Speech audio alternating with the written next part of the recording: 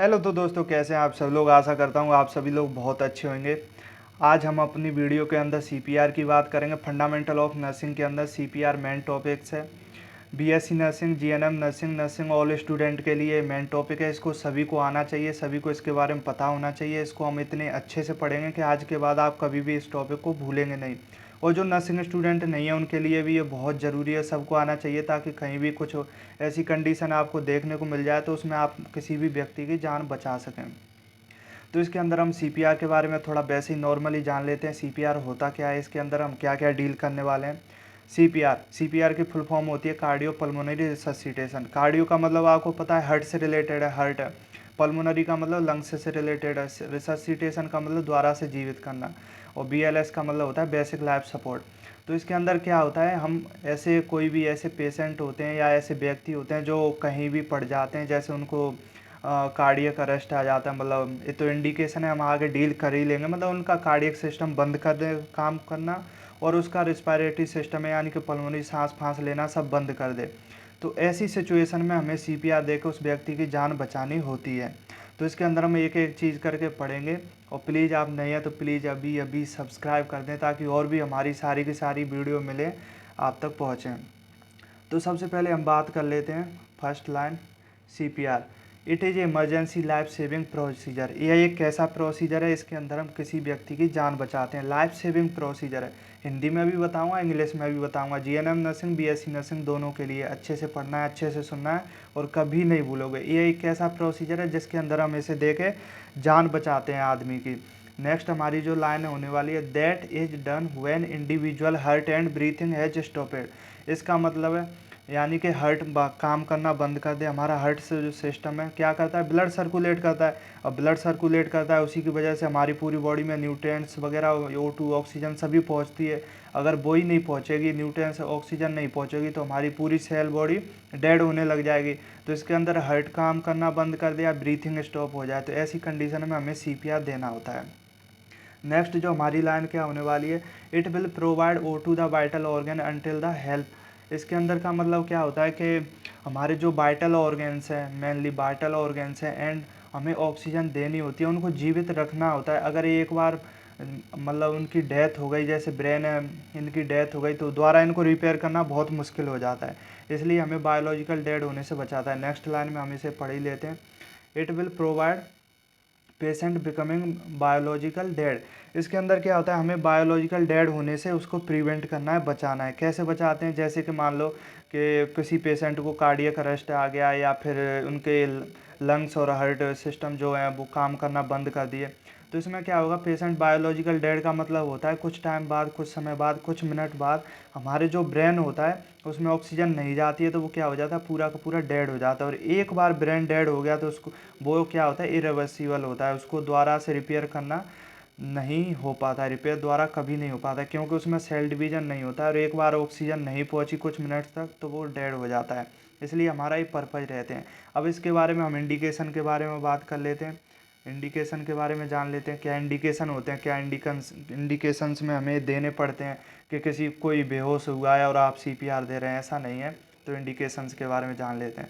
सबसे पहले कार्डियक के बारे में जानेंगे। कार्डियक में क्या इंडिकेशंस होते हैं, सब पूरे के पूरे। कार्डियक अरेस्ट, किसी को कार्डियक अरेस्ट आया, काम करना बंद कर दिया, हार्ट ऐसे में दे सकते हैं। पल्स लेस है, बहुत ही पल्स कम है क्योंकि हार्ट बीट कर ही नहीं रहा है, तो ऐसे में हम कार्डियक मतलब सीपीआर देंगे। इलेक्ट्रिक एक्टिविटी, इलेक्ट्रिक एक्टिविटी मतलब कोई भी इलेक्ट्रिक की वजह से मतलब क्या बोलते हैं, एक तरीके से देसी में बोले चिपक गया। वेंट्रिकुलर टैकिकार्डिया हो रखा है, उसको बहुत ही ज़्यादा वेंट्रिकुलर, बहुत ही ज़्यादा धक धक धक धक हाइपर वेंटिलेट हो रखा है, बहुत ही ज़्यादा उसकी मतलब हार्ट ज़्यादा बहुत ज़्यादा काम कर रहा है। तो हार्ट ज़्यादा काम करे या बिल्कुल ना करे, तो ऐसे में तो ज़रूरत होती है। नॉर्मल जो कंडीशन रहे वही हमारे लिए बेस्ट है। नेक्स्ट हम रिस्पायरेटरी से बात कर लेते हैं। रिस्पायरेटरी में क्या आता है, सबसे पहले रिस्पायरेटरी अरेस्ट, हमारे लंग्स काम करना बंद कर दे, सांस ही नहीं ले रहे, ना तो एक्सपायरेशन कर रहे हैं ना इंस्पायरेशन कर रहे हैं। Next carbon monoxide poisoning. Carbon monoxide एक ऐसी गैस होती है जिसके अंदर अगर हमारे लंग्स के अंदर चली गई तो हमारे जो लंग्स मतलब हीमोग्लोबिन होता है वो कार्बन मोनोऑक्साइड के प्रति बहुत ज़्यादा अट्रैक्ट होता है, उसी को पकड़ता है। अगर आप जैसे कहीं पे आग वगैरह लग गई है तो उसके अंदर ये धुआं वगैरह होता है, कार्बन मोनोऑक्साइड होती है, वो लंग्स में जाती है, उसकी वजह से O2 हीमोग्लोबिन वगैरह उसे ले जाते हैं। मतलब इसकी पॉइजनिंग नहीं होनी चाहिए, ये हो गई तो ऐसे में भी हमें ज़रूरत होती है।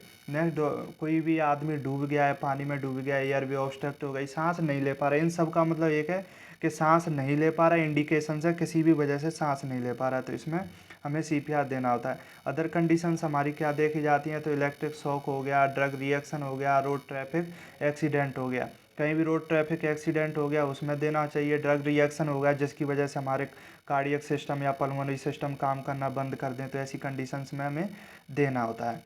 तो इनको आप बहुत अच्छे से ध्यान से पढ़ लीजिएगा, सुन लीजिएगा। नेक्स्ट हम बात करेंगे कि अगर कोई आदमी पेशेंट हॉस्पिटल के अंदर है और हॉस्पिटल के बाहर है, जब ऐसी कंडीशन देखे CPR हमें देना हो तो उसके अंदर हम क्या करना चाहिए। तो सबसे पहला हम देख लेते हैं इन हॉस्पिटल, यानी कि हम हॉस्पिटल के अंदर अगर किसी को कार्डियक अरेस्ट आया है तो हमें क्या करना चाहिए। In hospital cardiac arrest patient chain of survival एडेक, इसके अंदर हमें क्या करना चाहिए। सबसे पहले हमारा जो होना चाहिए, हमारी प्रायोरिटी होनी चाहिए, हमें पेशेंट के साथ करना चाहिए अर्ली रिकॉग्नाइजेशन एंड प्रिवेंशन करना चाहिए। नेक्स्ट हमारा एक्टिवेट इमरजेंसी रिस्पॉन्स करना चाहिए, ताकि सभी के सभी उसके लिए जो एक मतलब सारी इमरजेंसी जो मतलब डिफिब्रिलेशन वगैरह सब तैयार करना होता है, CPR देने की टेक्निक वगैरह सभी आदमी सभी वहाँ पे आ जाए, इमरजेंसी रिस्पॉन्स करना चाहिए। नेक्स्ट, हाई क्वालिटी CPR देना चाहिए, ऐसे नहीं जो तरीका होता है स्टेट एकदम आर्म स्टेट होने चाहिए, हैंड और पूरे मतलब एक अच्छे तरीके से CPR देना चाहिए, क्वालिटी का वो देना चाहिए। ऐसे नहीं कि तुम थोड़ा थोड़ा कर रहे हो, CPR लगी ना, हार्ट पे प्रेशर लग ही नहीं रहा तो कोई मतलब का नहीं है। डिफिब्रिलेशन होना चाहिए पोस्ट कार्डियक अरेस्ट, यानी कि बाद में हमें केयर करनी चाहिए अच्छी सी। और ये जो हमारा रिकवरी का पॉइंट है, बाद में रिकवरी करनी, ये तो हॉस्पिटल के अंदर है, वहाँ पे सारे इंस्ट्रूमेंट वगैरह होते हैं, सारी फैसिलिटीज़ होती हैं, लेकिन ये तुम्हारे लिए बहुत इंपॉर्टेंट है। अगर हॉस्पिटल के बाहर है तो उसमें हमें क्या करना चाहिए। सबसे पहले एक्टिवेट इमरजेंसी रिस्पॉन्स करना चाहिए, ताकि जैसे एक्टिवेट इमरजेंसी रिस्पॉन्स का मतलब हमें एम्बुलेंस वगैरह को कॉल कर देना चाहिए, ताकि जल्दी से जल्दी वो वहाँ पे पहुँच जाए, जब तक हम CPR दें और फिर हॉस्पिटल के लिए उसे ट्रांसफ़र कर दें। नेक्स्ट हमारा हाई क्वालिटी CPR देना चाहिए, डिफिब्रिलेशन करना चाहिए, हो तो एडवांस रिससिटेशन देना चाहिए, अच्छे तरीके से देना चाहिए, पोस्ट कार्डियक अरेस्ट करनी चाहिए और रिकवरी करनी चाहिए। ये सब होने चाहिए हमारे पॉइंट, अभी आपको अच्छे से बताया। अब इसके अंदर हम जान लेते हैं कि सीक्वेंस क्या होता है। ऐसे नहीं कि रोड पे किसी को एक्सीडेंट हो गया, उसे CPR की ज़रूरत है और तुम बीच रोड पे उसे CPR देने लग जाओ, ऐसा नहीं होता। तो कुछ इसमें प्रायोरिटीज होती हैं, इसके अंदर हम क्या करना है। सबसे पहला पॉइंट है वेरीफाई सीन सेफ्टी। ऐसे नहीं कि रोड बीच पे रोड पे दे रहा है, कोई आपको भी टक्कर मार जाए और बस हो गया राम राम, ऐसा नहीं है। तो इसके अंदर है कि सबसे पहले अगर रोड पे है या कहीं ऐसी जगह है जहाँ पे सुरक्षित आप भी नहीं हो वो भी नहीं है, तो उसको एक अच्छी जगह ले जाना है, पास में ले जाना है, किनारे पे ले जाना है, जहाँ आपको भी खतरा नहीं हो। नेक्स्ट पॉइंट चेक रिस्पॉन्सिव, उसको हमें बोलना है हाय हेलो कैसे हो, उसको क्या रिस्पॉन्स कर रहा है हमारे खिलाफ वो हमें चेक करना है। Next, sort of nearby help, sorry shout of और नियर बाई हेल्प। हाँ, इसका मतलब है कि आपको आसपास के जितने भी लोग हैं उनको मतलब रिस्पॉन्स करना है, उनको बुलाना है हेल्प के लिए, ताकि आप अगर एक ही हो तो CPR देने में प्रॉब्लम होती है, दो होंगे तो अच्छे से दे सकेंगे। Next, activate emergency response system and get aid, यानी कि हमें ऊपर इसका क्या करना चाहिए, रिस्पॉन्स करना चाहिए, इमरजेंसी रिस्पॉन्स कर देना चाहिए, ताकि ऊपर से एम्बुलेंस वगैरह सभी आ जाएँ। नेक्स्ट हमारा चेक ब्रीथिंग एंड पल्स सिमुटेंसली, यानी कि हमें ब्रीथिंग चेक करनी चाहिए, नाक के आगे ब्रीथिंग ले रहा है कि नहीं है, पल्स वगैरह चेक करनी चाहिए उसकी। अगर पल्स नहीं है, रिस्पायरेशन नहीं है, तो हमें CPR स्टार्ट कर देना चाहिए। नेक्स्ट, सो एक है start CPR by ABCD formula. ABCD formula के तहत हमें CPR स्टार्ट कर देना चाहिए। ABCD का मतलब होता है एयर ब्रीथिंग का, और इसे हम अभी आगे पढ़ लेंगे अच्छे से। अब नेक्स्ट हमारा क्या होने वाला है, चेस्ट कंप्रेशन। अब हमें चेस्ट कंप्रेशन कैसे करना है, तो उसकी कुछ टेक्निक्स होती हैं। जैसे सबसे पहले पोजीशन सुपाइन पोजीशन, एकदम सीधा लेटा देना चाहिए उसको। और प्रेगनेंसी केस में हो तो supine with right flank area elevated, थोड़ा सा ऊपर करके ऐसे लिटा देना चाहिए, ताकि उसके क्या है, उसकी एब्डोमिनल कैविटी में बच्चा है, उसको पे ऐसे नहीं प्रेशर पड़े उसकी डेथ हो जाए, इसलिए उसे क्या करना चाहिए, फ्लैंक एरिया एलिवेटेड ऊपर की तरफ कर देना चाहिए। Next, surface frame and flat और CPR बैक बोर्ड, यानी कि सरफेस कैसी होनी चाहिए, एकदम हार्ड होनी चाहिए, ऐसे नहीं कि ऊंचा है नीचा है तो आपका CPR एकदम अच्छे से नहीं जाएगा। नेक्स्ट हमारा पुश हार्ड एंड फास्ट, मतलब जल्दी जल्दी पुश करना है, ताकि जल्दी जल्दी हार्ट पे प्रेशर पड़ेगा तो जल्दी ब्लड हमारे ब्रेन तक पहुंचेगा और बायोलॉजिकल डेड होने से हम उसको बचा सकते हैं। Allow complete recall after compression, इसका मतलब दोबारा से हमें यही प्रोसेस स्टार्ट कर देनी चाहिए। नेक्स्ट क्या है, सीक्वेंस क्या रहता है, सीक्वेंस इसे जान लेते हैं अच्छे से।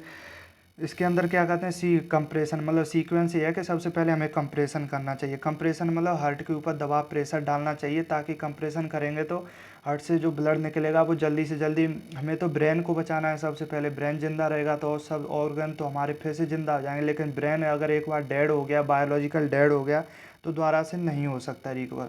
नेक्स्ट हमारा एयरवे, हमें उसके एयरवे क्लीनिंग को पूरे तरीके से साफ़ करना है। ऑब्स्ट्रक्ट है उसे साफ़ करना है, एयरवे क्लीनिंग करनी है। नेक्स्ट जो ब्रीथिंग होती है, हमें माउथ टू माउथ उसे ब्रीथिंग देनी है वहाँ पे। और अगर डिफ्यूजन वगैरह की तो यहाँ पे होती नहीं है, मतलब आउट ऑफ कंट्री ज़्यादा सेफ्टी होती है, तो हमें जल्दी से जल्दी उसे हॉस्पिटल के लिए रवा कर देना है, ताकि वहाँ पे डेफिनेटिव ट्रीटमेंट उन्हें मिल सके। तो ये हमने आज सीपीआर के बारे में जाना, सबको आशा करता हूँ सबको समझ आ गया हो। नहीं समझ आया तो प्लीज़ कमेंट में हमें कमेंट कर सकते हैं, हम आपको पूरे तरीके से अच्छे से बता देंगे। एक बार वीडियो को और देख लें, कभी नहीं भूलेंगे आप अच्छे से सभी के लिए। और प्लीज़ सब्सक्राइब ज़रूर कर दें, आपके लिए ऐसे ही मेन टॉपिक्स और लाते रहेंगे। जब तक के लिए आप अपना ख्याल रखिए। थैंक यू, धन्यवाद।